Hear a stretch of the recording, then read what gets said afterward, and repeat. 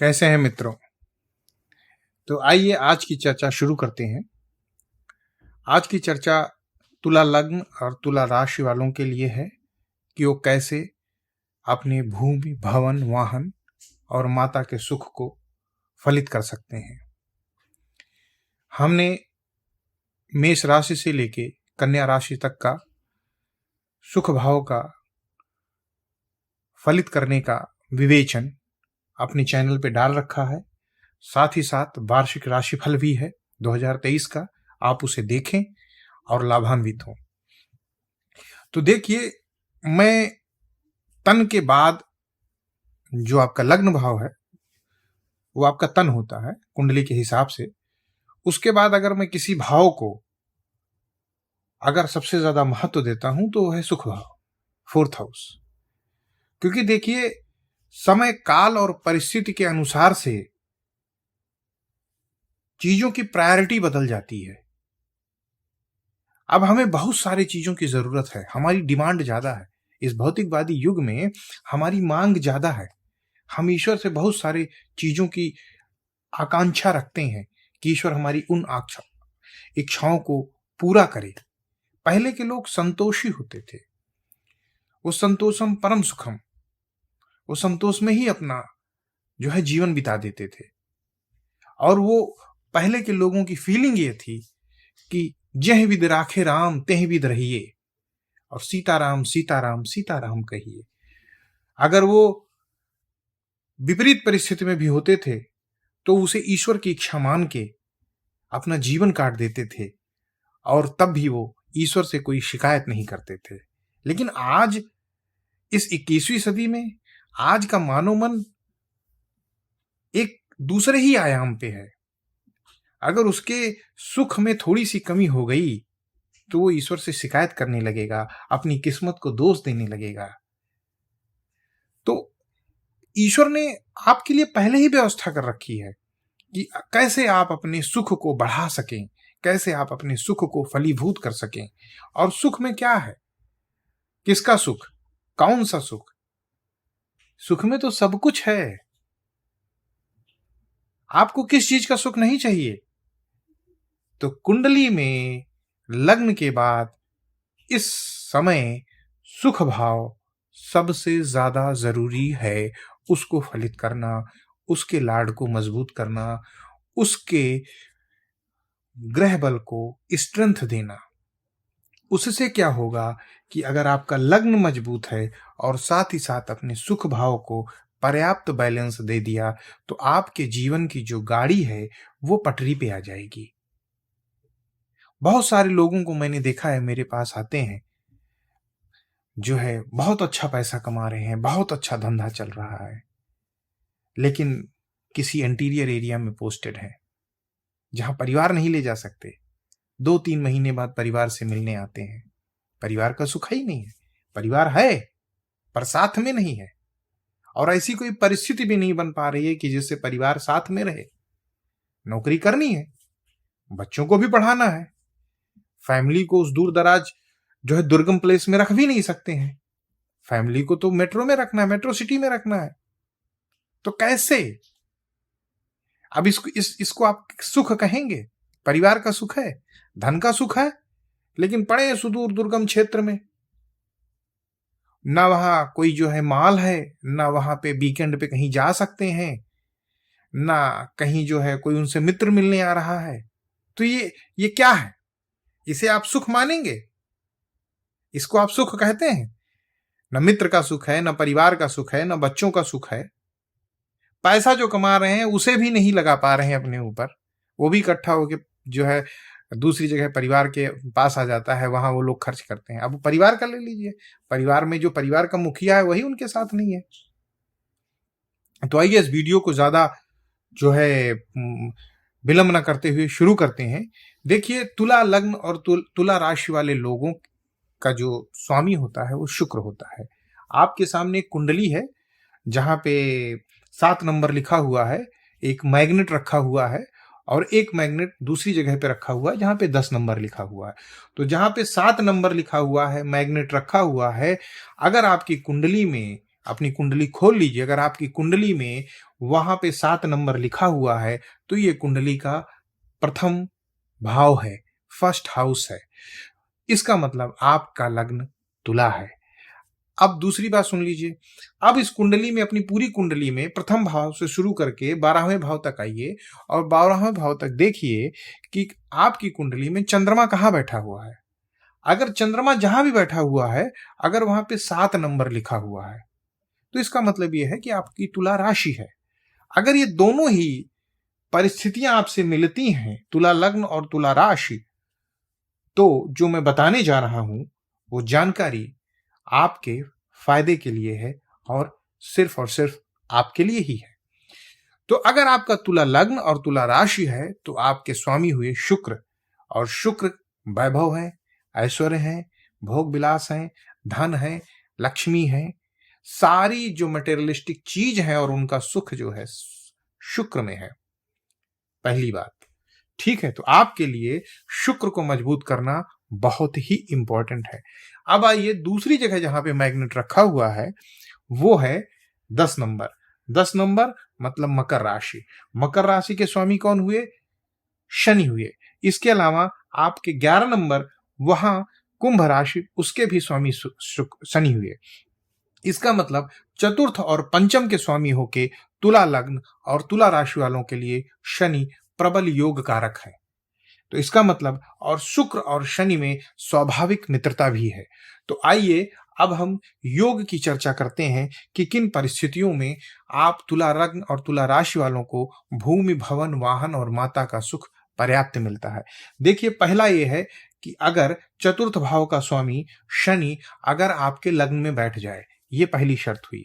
अगर लग्न में बैठ जाएगा तो आपको भूमि, भवन, वाहन और माता का सुख पर्याप्त मिलेगा। दूसरा, आप जो है चतुर्थ भाव का स्वामी अगर आपके जो है दसम स्थान में बैठ जाए तो दसम स्थान में बैठ के वो अपनी 7वीं दृष्टि से अपने ही घर को देखेगा तो भूमि, भवन, वाहन और माता के सुख में बढ़ोतरी करेगा। यहां एक बात मैं और ऐड कर देता हूं कि तुला राशि में शनि उच्च के होते हैं, तो अगर आपके लग्न में बैठते हैं तो शनि के शुभ प्रभाव में बहुत ज्यादा बढ़ोतरी हो जाएगी। इसके अलावा शनि अगर कुंभ राशि में पंचम स्थान पे जहां 11 नंबर लिखा है वहां बैठेंगे तो भी आपको भूमि, भवन, वाहन और माता के सुख में बढ़ोतरी होगी। नवम स्थान में बैठते हैं भाग्य स्थान पे तो भी आपको भूमि, भवन, वाहन और माता के सुख में बढ़ोतरी होगी। अब मैंने कुछ जगहों पे स्टार बना रखा है।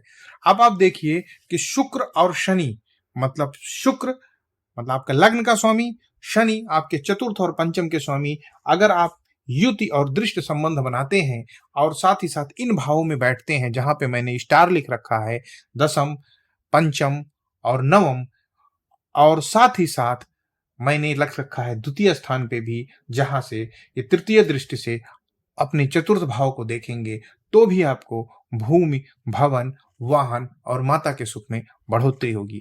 तो ये आपके लग्न और चतुर्थ का फलादेश है। ये एक सामान्य फलादेश है। हो सकता हो शनि आपका नीच राशि का हो तो आपको इस सुख में कमी हो जाएगी। शनि पे किसी जो है उसके जो है एनिमी ग्रहों की दृष्टि हो या शनि पापक ग्रहों से पीड़ित हो, वैसे खुद शनि जो है पापक ग्रहों की श्रेणी में आता है, लेकिन अगर शनि नीच का हो गया या शत्रु क्षेत्रीय हो गया, मतलब ऐसे घर में बैठा है जो उसके शत्रु का घर है, जैसे मंगल शनि का स्वाभाविक शत्रु है, अगर शनि मंगल की युति हो गई तो आपके सुख में कमी हो सकती है। शनि छठे में बैठ जाए, शनि 8वें में बैठ जाए, या शनि आपका चतुर्थ भाव का स्वामी द्वादश में चला जाए तो भी आपको भूमि, भवन, वाहन, माता के सुख में कमी हो सकती है। लेकिन शनि के द्वादश जाने से दूसरा जो है आपके फॉरेन लैंड और इस सब का जो है योगायोग खुलेगा। तो जब हम विदेश संबंधी, मतलब विदेश यात्रा, विदेश प्रवास जो है विदेश फॉरेन सेटलमेंट के योगों की चर्चा करेंगे तब हम इस बात को डिस्कस करेंगे। अभी आप सामान्य रूप से समझिए कि किन परिस्थितियों में जो है आपको भूमि, भवन, वाहन, माता के सुख में कमी हो सकती है। अब आपको हम बताते हैं कि क्या करें जिससे आपको भूमि, भवन, वाहन, माता के सुख में जो है पर्याप्त सुख मिले। तो देखिए, सबसे बड़ी चीज़ है लग्न को मजबूत करना। अगर आप मजबूत हैं, तो इसके मतलब आप सारी परिस्थितियों से पार निकल जाएँगे। तो लग्न को मजबूत करने का सबसे बड़ा रीज़न यही होता है कि कितना भी तूफ़ान आया हो, अगर आपकी नाव सही है, तो आप तूफ़ान को पार करके, तूफ़ान को चीर करके आप अपने बंदरगाह तक पहुँच ही जाएँगे, आप अपने पोर्ट तक पहुँच ही जाएँगे। तो लग्न मजबूत करिए। लग्न का स्वामी है शुक्र, और शुक्र के जो देव हैं, वो माता लक्ष्मी हैं। तो माता लक्ष्मी की पूजा, मातृशक्ति की पूजा, नारियों का सम्मान, कन्याओं का सम्मान, ये आपके हैबिट में होना चाहिए। अगर आप स्त्रियों का सम्मान करते हैं, कन्याओं का पूजन करते हैं, नवरात्र में कन्या पूजन का विधान होता है, कन्या खिलाने का विधान होता है। अगर आप अपने वर्क प्लेस में स्त्रियों के लिए एक सम्मानजनक माहौल बनाते हैं, स्त्रियों को हमेशा सम्मान की दृष्टि से देखते हैं, उनकी हेल्प करते हैं, उनकी मदद करते हैं, तो ये एक सच्ची पूजा होगी और शुक्र इससे बहुत ही प्रसन्न होता है और शुक्र इससे बहुत ही स्ट्रेंथ में आता है। साथ ही साथ शुक्रवार के दिन मंदिर जाना, शुक्रवार के दिन जो भी मातृशक्ति, संतोषी माता, राधा रानी, आपका जो है माँ दुर्गा, किसी भी मातृशक्ति की आप पूजा करेंगे तो आपका शुक्र मजबूत होगा, और शुक्र मजबूत होगा तो आपका ऑटोमेटिकली इन सुखों में बढ़ोतरी होगी। इस बात की पूरी पूरी गारंटी है। इसके अलावा शनि महाराज आपके चतुर्थ भाव के स्वामी हैं, और शनि महाराज जो कुछ भी देते हैं इस जीवन में बहुत ही सॉलिड देते हैं। ये मान के चलिए धीरे धीरे मिलता है, लेकिन बहुत ही सॉलिड और बहुत ही स्ट्रांग मिलता है। तो आप शनि महाराज पे पूरा भरोसा करके, आजकल शनि भगवान के मंदिर हर जगह हैं, आप शनिवार को उनका दर्शन किया कीजिए, उनको जो है सरसों का तेल चढ़ाया करिए, उनको तिल चढ़ाइए, उनको उड़द चढ़ाइए, और सबसे अच्छा अगर आप काम कर सकते हैं तो शनिवार के दिन भूखे को भोजन कराया करिए।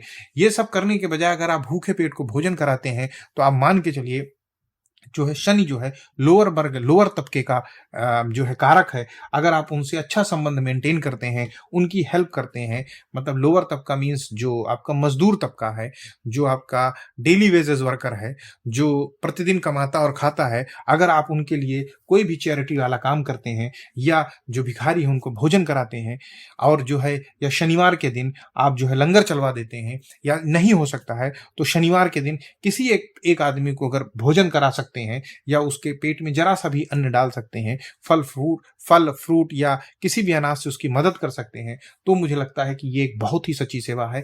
ये उपाय बहुत ही सरल है। इसको करने के लिए आपको किसी भी तरीके की तामझाम की जरूरत नहीं होती है। बस आपको अपना मन बनाना होता है कि आज हमको एक आदमी को भोजन कराना है। शनि मंदिर जाइए। आजकल जो है स्ट्रीट फूड बहुत जगह पे अवेलेबल है। एक खाना पैक कराइए और एक किसी जो है योग्य को प्रदान कर दीजिए, और प्रभु से प्रार्थना करिए कि प्रभु आपके कष्टों को दूर करें। और निश्चित रूप से अगर ये उपाय आप हैबिट में लाके करते हैं, 101% गारंटी है कि परोपकार कभी भी व्यर्थ नहीं जाता है।